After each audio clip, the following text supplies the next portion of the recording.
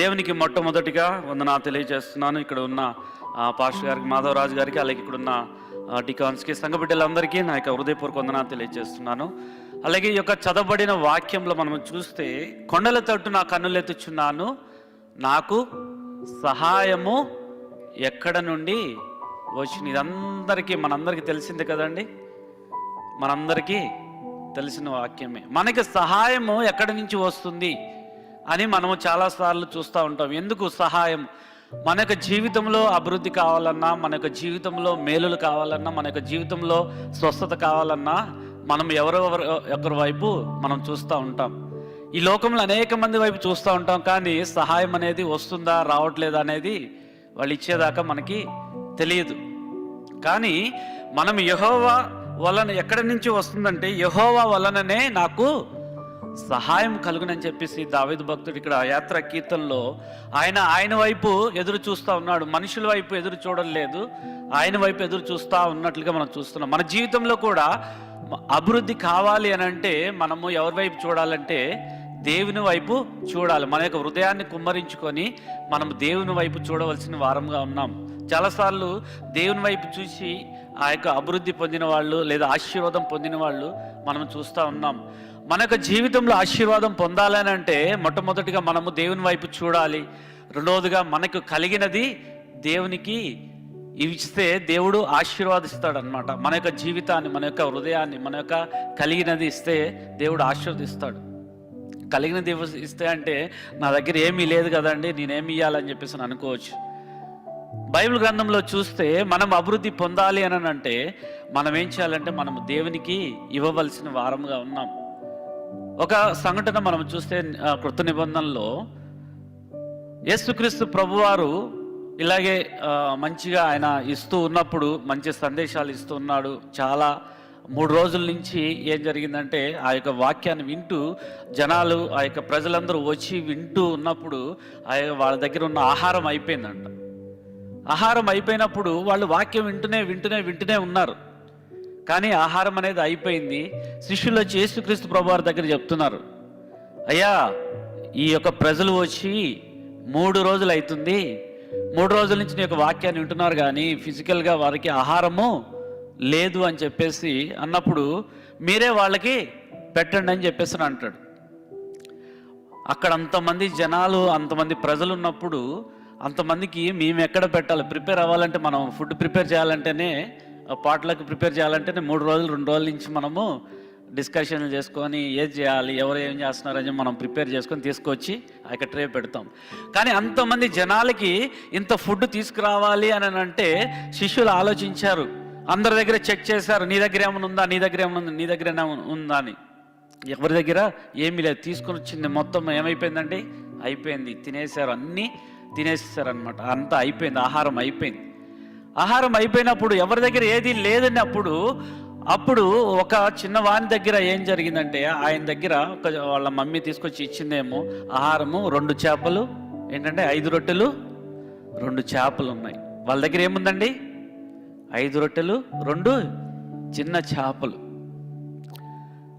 వాళ్ళకు కలిగింది. ఆ శిష్యులు తీసుకొచ్చి, అయ్యా మీ దగ్గర ఏముంది అని అడిగినప్పుడు, మా దగ్గర ఓన్లీ ఏంటండి 5 రొట్టెలు 2 చిన్న చేపలే ఉన్నాయ్యా అన్నప్పుడు, వాటిని నా దగ్గరికి తీసుకురండి అని చెప్పి మీరు వెళ్ళి జనాల్ని ఎట్లా కూర్చోబెట్టినారండి? పంక్తులుగా కూర్చోమని చెప్పారు. శిష్యులకి ఏం అర్థం కాలేదు. మన దగ్గర ఏదన్నా ఒక కట్టడం కానీ, లేదంటే ఒక కన్స్ట్రక్షన్ ఏదన్నా ఇంట్లో అవసరమైనప్పుడు మన దగ్గర ఇంతే ఉంటుంది అమౌంట్, కానీ చాలా కావాల్సి ఉంటుంది. కానీ అటువంటి సమయంలో చాలాసార్లు మనం ఏం చేస్తామంటే అధైర్యపడిపోతాం. చాలాసార్లు మనకి ధైర్యం సరిపోదు. అయ్యా నా దగ్గర ఉంది ఇంతే కదా, ఇంకెక్కడి నుంచి వస్తుంది అని చెప్పేసి మనం అడుగుతూ ఉంటాం, అనుకుంటూ ఉంటాం, మనసులో బాధపడుతూ ఉంటాం, టెన్షన్ పడుతూ ఉంటాం. మనకు జీవితంలో చాలా ఏంటంటే ఆ రోజులు చాలా డిస్టర్బ్డ్గా ఉంటుంది. కానీ యేసుక్రీస్తు ప్రభువారి దగ్గర వాళ్ళు ఉన్నప్పుడు, మీరు పంక్తులు కూర్చోండి, భోజనాలకి కూర్చున్నట్లుగా కూర్చోండి అన్నప్పుడు శిష్యులు ఆశ్చర్యపోతారు. తర్వాత ఆయన చెప్పిన మాట వింటారు. విని అందరూ జనాలు అట్లా కూర్చోబెట్టిన తర్వాత యేసుక్రీస్తు ప్రభువారు ఏం చేశారంటే, వాటిని తీసుకొచ్చి వాటిని ఏం చేస్తారంటే ఆశీర్వదిస్తాడు. ఏం చేస్తాడండి? బ్లెస్ చేస్తాడు. వాటిని 5 రొట్టెలను 2 చిన్న చేపలని ఏంటండి బ్లెస్ చేస్తాడు, ఆశీర్వదిస్తాడు. ఆశీర్వదించి వాళ్ళందరినీ కూర్చోమన్నప్పుడు శిష్యులందరూ ఆయన ఒక మాట విని ఒక అద్భుతం జరగబోతుంది అన్న విషయం విని, ఎందుకంటే ఆయన చేసిన కార్యాలు చాలా చూస్తూ వచ్చారు. సహాయం ఎక్కడి నుంచి వస్తుందంటే అక్కడే ఉంది, దేవుని దగ్గరే ఉంది. కాబట్టి శిష్యులు విని ఏం చేశారంటే పంక్తులుగా కూర్చోబెట్టి ఏం చేశారంటే ఆయన బ్లెస్ చేసి దేవునికి ప్రార్థన చేసినప్పుడు ఆ వడ్డిచ్చేటప్పుడు ఏం జరిగిందండి ఇస్తూ ఉంటుంటే వాళ్ళకి మంచి ఏంటంటే నాన్ వెజ్ భోజనం వచ్చే నాన్ వెజ్ మీల్స్ కదా, చేపలు అంటే రొట్టె అంటే మంచి మీల్స్. ఆ టైంలో చాలా మంచి మీల్స్ అనమాట. ఎప్పుడైతే ఆయన బ్లెస్ చేస్తున్నాడో 5 రొట్టెల్ని 2 చిన్న చేపలను ఆ గంపలో పెట్టినప్పుడు ప్రార్థన చేస్తున్నప్పుడు తీస్తా ఉంటే ఏమవుతుందండి? ఒకసారి మనం దాంట్లో తీసి మనము పక్కన పెడితే ఏమైపోద్ది? దాంట్లో ఖాళీ అయిపోతుంది. కానీ దేవుడు ఎప్పుడైతే బ్లెస్ చేస్తాడో ఆ బ్లెస్ చేసినప్పుడు అది ఏం జరుగుతుందంటే ఆ గంప ఎప్పుడూ నిండుకొనే ఉంటుంది. మన యొక్క జీవితంలో కూడా మనము లేని అప్పుడు, లేదంటే మన దగ్గర ఇది లేదు అన్నప్పుడు, మనం దేవుని వైపు చూచినప్పుడు, దేవునికి మనం ఇచ్చినప్పుడు, మన దగ్గర ఉన్నది మనకి ఇచ్చినప్పుడు, మన దగ్గర కొద్దిగా ఉన్నది దేవునికి ఇచ్చినప్పుడు, దేవుని దగ్గర తీసుకొచ్చి బ్లెస్ చేస్తే దేవుడు ఏం చేస్తాడంటే ఆశీర్వదిస్తాడు. దేవుడు చాలా బ్లెస్ చేస్తాడు. అక్కడ మనం చూస్తే మీకు రిఫరెన్స్ చెప్పాలంటే మత్తయి సువార్త 14వ అధ్యాయం 15వ వచనం నుంచి 21వ వచనం వరకు మీరు ఇంటికి వెళ్ళిన తర్వాత చదువుకోండి, ఎందుకంటే సమయం చాలా తక్కువగా ఉంటుంది కాబట్టి నేను త్వరగా చెప్పేస్తున్నాను. ఆ యొక్క సమయంలో లేని దాంట్లో నుంచి, అంటే మనకున్న సమృద్ధి, మనకున్న దాంట్లో నుంచే దేవుడు సమృద్ధిని దయచేస్తాడు. ఎప్పుడు దయచేస్తాడంటే ఆయన దగ్గరికి వచ్చి ఆయన వైపు చూచి మనకున్నది మనం దేవునికి ఇచ్చినప్పుడు, ఆ కొద్ది దానిలో ఇచ్చినప్పుడు దేవుడు అంటాడు, మనం ఇచ్చేదంట, దేవునికి ఇచ్చేదంట ఒక ఎడం చేసేస్తే కుడి చేతికి తెలియకూడదంట. ఒకరికి ఇచ్చేది మనం చెప్పుకోవడం కాదు, కానీ మనం ఏంటంటే దేవునికి ఇచ్చే దాంట్లో ముందుంటే దేవుడు మనల్ని ఆశీర్వదిస్తాడు, బ్లెస్ చేస్తాడు. చాలా ఆశీర్వాదము ఇక్కడ మనం చూస్తున్నాం. అక్కడ మనం చూస్తే వాళ్ళంతా తిన్న తర్వాత ఏం జరిగిందంటే మళ్ళీ ఎన్ని గంపలు ఎత్తారండి? సండే స్కూల్ పిల్లలు అంటే చక్కగా చెప్పేవాళ్ళు 12 బకెట్స్ అనమాట. ఆ 12 గంపలు ఎత్తారంట. అంటే లేని దగ్గర నుంచి ఆ 2 చిన్న చేపలు, ఆ 5 రొట్టెల నుంచి దేవుడు ఏం చేశాడంటే సమృద్ధిగా అందరికీ సరిపోయేగా మళ్ళీ 12 గంపలు, అంటే మళ్ళీ ఒక వారం రోజులు సరిపడా ఫుడ్ అక్కడ దేవుడు ఇచ్చినట్లుగా మనం చూస్తున్నాం. కాబట్టి మనము ఎవరి వైపు చూడాలంటే దేవుని వైపు, యెహోవా వైపు మనం చూచి ఆయనకు మనం కలిగినది, మనకున్న చిన్న విశ్వాసాన్ని దేవునిలో చూపిస్తే ఆ యొక్క విశ్వాసం వలన ఏమవుతుందంటే మన యొక్క జీవితంలో కార్యాలు జరుగుతాయి. మనము పాత నిబంధనలో ఇంకొక సంఘటన చెప్పి నేను ముగిస్తాను. పాత నిబంధనలో ఒక స్త్రీ ఉందండి, మీ అందరికీ తెలుసండి. చాలా ఏంటంటే బీదరాలు, చాలా, ఇంకా ఆమె యొక్క పరిస్థితి చూస్తే ఎలా ఉంటుందంటే చనిపోవాలి. ఈ యొక్క కరువుకి నేను ఇంకా ఏం చేయలేనేమో. నా ఆమెకి ఒక కుమారుడు ఉన్నాడు. తర్వాత ఏం జరుగుతుందంటే ఆమె తనకున్న పరిస్థితి ఏంటంటే ఒక కొంచెం మాత్రమే పిండి ఉందంట, కొంచెం మాత్రమే నూనె ఉందంట. మన ఇంట్లో కూడా అయిపోతే ఏం చేస్తాం? పక్కన మనం వాల్మార్ట్కో లేకపోతే కాస్కోకో లేకపోతే ఎక్కడికి వెళ్ళిపోయి బండ్లు తెచ్చేసుకుంటాం కదా. కానీ అప్పుడు కరువు పరిస్థితిలో ఉన్నప్పుడు ఆ సిచ్యువేషన్లో ఆమె ఏం చేసుకోవాలో తెలియలేదు. ఇంకా తిని ఏం చేద్దాం అనుకుంది? చనిపోదాం అని చెప్పేసి అనుకుంది.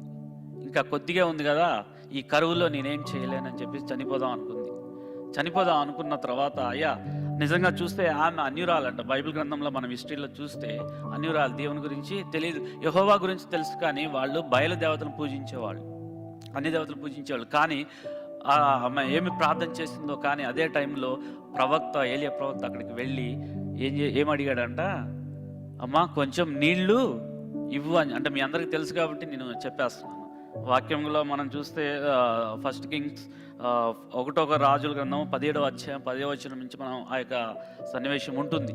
మీ అందరికి తెలుసు కాబట్టి నేను చెప్పేస్తున్నాను. ఆ సిచ్యువేషన్ చూస్తే కరువు వచ్చినప్పుడు అక్కడ ఆమె చనిపోదాం అనుకున్న పరిస్థితిలో ఏం జరిగిందంటే ఆమెకు సహాయము ప్రవక్త రూపంలో వచ్చింది. ఆ ప్రవక్త ఆమె దగ్గరికి వచ్చి అడిగినప్పుడు అడుగుతున్నాడంట, అమ్మా నాకు కొంచెం నీళ్ళు ఇవ్వా అని చెప్పి. ఎవరైనా నీళ్ళు ఇస్తారు, మీ ఇంటికి వచ్చినా నీళ్ళు ఇస్తారు.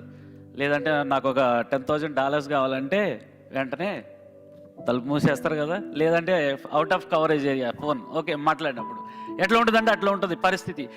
అసలే కరువు పరిస్థితిలో ఈ యొక్క స్త్రీ ఉన్నప్పుడు, అసలే ఏమీ లేని పరిస్థితిలో ఉన్నప్పుడు వచ్చి ఆ ప్రవక్త వచ్చి, అమ్మా నాకు నీళ్ళు ఇవ్వంటే, సరే నీళ్ళు ఇవ్వగలదేమో తీసుకొచ్చి, ఆ టైంలో నీళ్ళు కూడా కరువేమో కానీ నీళ్ళు ఇచ్చిందంట. నీళ్ళు ఇచ్చిన తర్వాత నాకు ఒక అప్పమ్మ తీసుకొస్తావా, నాకు ఒక చపాతీ కానీ తీసుకొస్తావా అంటే, ఆమె కింద మీద చూసి అనుకోండి, మనం కూడా అంటాం, మనకు లేని పరిస్థితిలో ఎవరైనా వచ్చి మనల్ని అడిగినప్పుడు, అరే నా దగ్గరే లేవురా బాబు, నువ్వు వచ్చి నన్ను అడుగుతున్నావే అని చెప్పేసి అడుగుతూ ఉంటారు, చాలామంది అనుకుంటుంటారు. కానీ ఆ స్త్రీ ఏం చేసిందంటే, ఆ వచ్చిన ఆయనని గురించి చూసింది.